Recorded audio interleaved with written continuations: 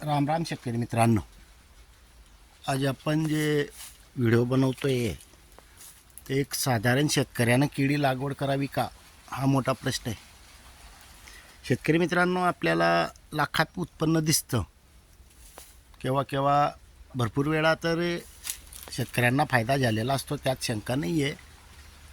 पण हा फायदा जो आहे जळगाव जिल्हा कधी म्हटला तर माझ्या अनुभवातून अगोदर आपण केळी लागवड करत होतो, पण त्यावेळेला या असा प्रकार नव्हता. तेव्हा रोपंही रोपं नव्हते, कमी होते. सावदेवाले येत होते, 300, 350, 300 झाड काही आपलं असेल तर ते काढून निघून जात होते. तेव्हा दुंडा सर्व काही भेटत होतं.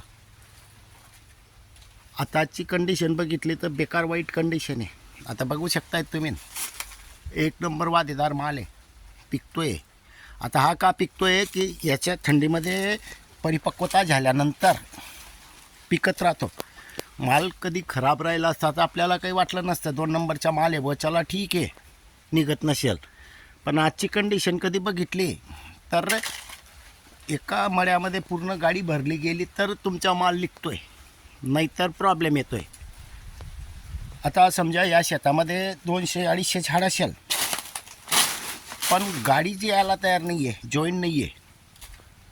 आपल्याला ते हे तो विषय नाही आपला. फक्त मोठ्या शेतकऱ्यांचं असं कधी समजा नुकसान झालं तर त्यांना सहन होऊन जाईल, त्यांनाही त्रास आहे, प्रॉब्लेम नाही आहे. पण कसं असतं, एका अर्ध्या वेळेला ते कसर निघून जाते. पण ज्यांच्याकडे कमी क्षेत्र असेल आणि अशा पद्धतीने समजा नुकसान होत असेल तर विचार करण्यासारखी गोष्ट आहे. साधारण शेतकऱ्यानं करावं का? शेतकरी मित्रांनो, या भागमध्ये जास्तच प्रमाणात नुकसान झालेलं आहे. आता समजा वेगळ्या पद्धतीने कधी केळी पिकली असती तर आपण समजून घेतलं असतं, पण परिपक्वता आणि पूर्ण याच्यातून माल खराब होतो आहे. आता 1000 समजा 2000 लागवड केली असेल आणि त्यातून कधी 100-200 झाड खराब होत असेल तर शेतकऱ्याला काय पुरवडेल? आता हे बघा किती सुपरवाद आहे. अक्षरशः तळे पडून गेलेले आहेत आणि तळं पडल्यानंतर ते थंडी असली की नसली, गरमाट बी असलं तरी पिकणं एका स्वाभाविक आहे. कारण हे खराब होणारी वस्तू आहे. टाईमावर निघाली तर ठीक आहे, नाहीतर खराब होणार आहे. बघा किती, आणि वादही एक नंबर आहे. पण शेतकरी मित्रांनो, मी जे सांगितलं जॉईंट भेटत नाही, त्याच्यामुळे नुकसान होतं आहे. त्यामुळे साधारण शेतकऱ्यांना माल निघत असेल तर केळी लागवड करा. शेवटी कसं असतं, ज्याचे वैयक्तिक प्रश्न असतो हा. पण माझा वैयक्तिक अनुभव सांगतो, माझ्याविषयी मला आलेले अनुभव की साधारण शेतकऱ्याचं कमी म्हणजे ज्यांच्याकडे 2-3 एकर क्षेत्र असेल त्यांनी तरी केळीला दुरून राम करावा. कारण असं जेव्हा नुकसान होतं ना तेव्हा समजतं.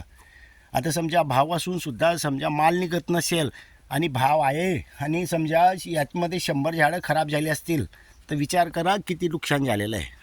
आता मी स्वतः यामधून कमीत कमी 50 झाडं, ते पण परिपक्व पिकलेले, घेऊन गेलेलो आहे.